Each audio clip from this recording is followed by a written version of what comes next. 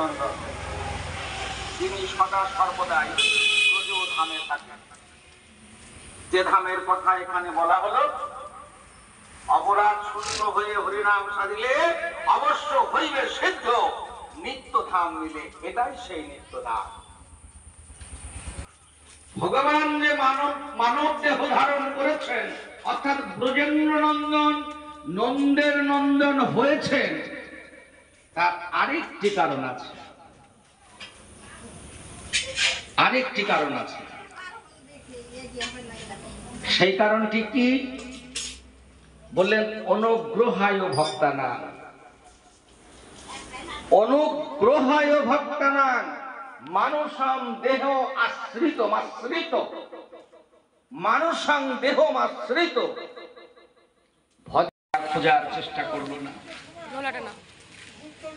হাত কামান দিয়ে মীরার কুটিরটিকে ধ্বংস করে দিল। আগুন জ্বলে উঠলো, প্রজ্বলিত হয়ে উঠলো, দাও দাও করে আগুন জ্বলছে। মীরা কুঠিরের মধ্যে রয়েছে, গিরিধারীকে বক্ষ বাজে নিয়ে দেখা গেল হরিব